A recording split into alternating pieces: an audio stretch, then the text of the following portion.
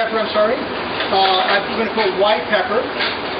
We have black pepper, okay. I have kosher salt. I have onion powder. I have a little bit of garlic powder, oregano, and I have a little bit of dry thyme. Very similar basically to what that gumbo is, okay? But this is a kind of a classic blackening season. Okay, so you're going to blend this on your own. So you can take this, blend it. If you want to take it to go, take it to go, but you have the recipe, so you can make it at home. We're going to add the paprika, we're going to add the thyme, we're going to add the oregano, we're going to add the white pepper, we're going to add the, this is the garlic powder. This has a tendency to sometimes pop up a little bit, so just kind of break that up, throw it in there. Then we've got the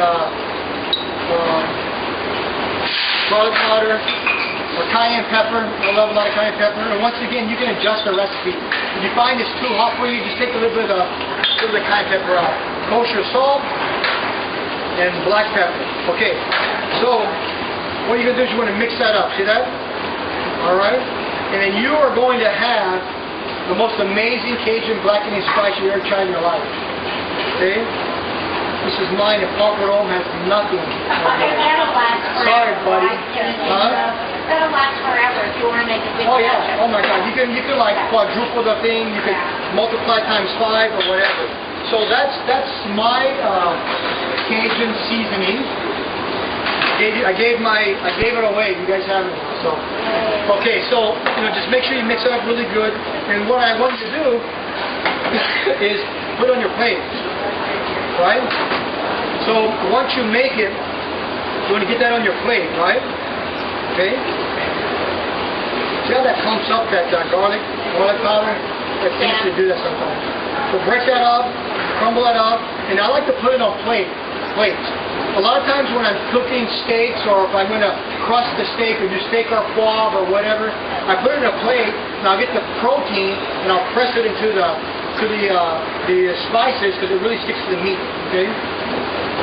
Okay, so you're going to make your own spice. Like I said, you're going to take your red snapper and you can either leave it whole, or if you want to cut it in half, you can cut it in half. It's up to you. So on. Okay. So I'm going to just cut this. You just went out. Okay. So I'm going to cut my pieces like that. So you can leave it all in one piece, or if you want to cut it like that, that's your prerogative, okay? You want to make sure also that your fish is not wet.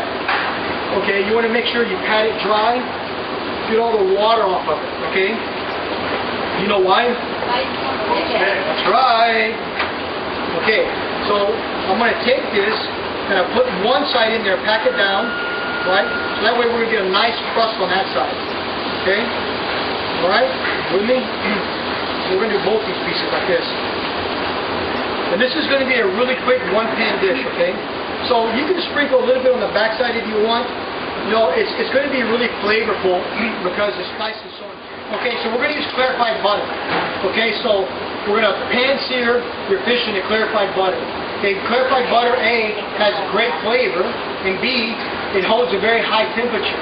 Okay, so butter is going to really add flavor to the dish. It's really simple, right? This dish is clarified butter and snapper, right? Nothing complicated about it, but you got to have the right ingredients, and you have to cook it to dump all your butter in there. Okay, dump it in there because you want to really get your pan coated, and you don't want your to stick. Okay, so get your pan like that, right? You want to get it. We want to have your asparagus ready, but it's all about the fish. We're blackening fish. Okay, we're going to sear the fish. So you got your fish ready to go. You want to get your pan nice and hot.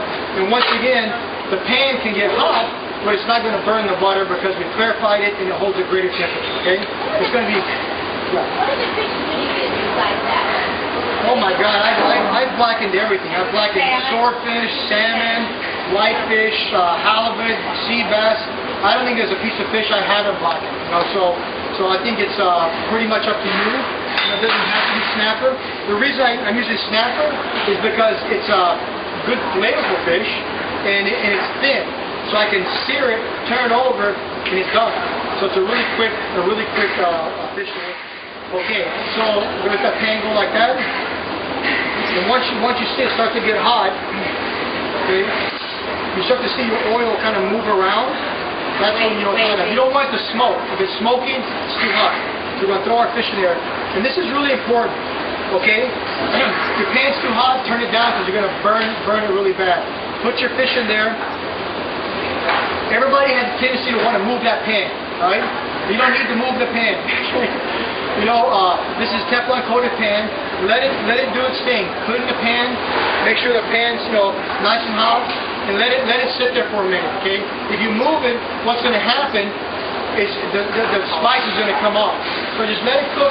Let it do its thing. You want to make sure that it's kind of just cooking like that, but you don't need to really move it too quickly. So I'm going to go turn these over, but you see the color around the edges of the fish? Can you see that? Okay. So we're going to go turn that over. Got a nice color on there. It's best though to use the non-stick, right? Yeah. Okay, so we're going to turn our fire back up. At this point, we're going to go ahead and add our asparagus. And I cooked some kiwi potatoes. These are little kiwi potatoes. We have the purple potatoes. We have the little white banana Russian potatoes. We'll put a couple of those in there. And all the seasoning and flavor is already in there. So all the spices that you're going to put on the fish are going to flavor your vegetables. So you don't need to worry about adding any more salt or pepper on. Okay, so we got that going. Our fish is nice. The texture is great. Can you guys see that? So see, I got the nice blackened crisp top there. That's what you're looking for. Very great. We'll just take this, the butter. So the butter has a lot of great flavor. So it's starting to mix with all the spices, right? The black pepper, the oregano. So all those great flavors there. You want to just kind of bathe your potatoes, get a nice flavor, a nice crisp on those. All the flavors are going to kind of come together. And I'm going to take the first piece here. Put that right there. Asparagus. You know, make a little thing like that if you want. Put it off to the side. Put this other piece right on top like that. These potatoes, these are, like I said, the purple, the Peruvian, little baby Peruvians. You have the little red potatoes, and then you have the banana Russian finger. And these get, I mean, they'll pick up a lot. Potatoes will absorb a lot of the butter and the flavor and everything, so great flavor all together. So we got that, okay? See that? And so what I made to go along with it is a little sauce Chiron, okay? So you guys know what sauce Chiron is? It's kind of a classic, southern Louisiana dish. It's hollandaise sauce with tomato in it. Okay, it's called sauce Chiron. It's a classic French hollandaise sauce. It's fantastic. Okay, so I'm going to put a little bit of sauce Chiron right on top. Okay, just like that. This is going to make it insanely delicious. Okay? We'll garnish it just like that. Okay? See that? Alright.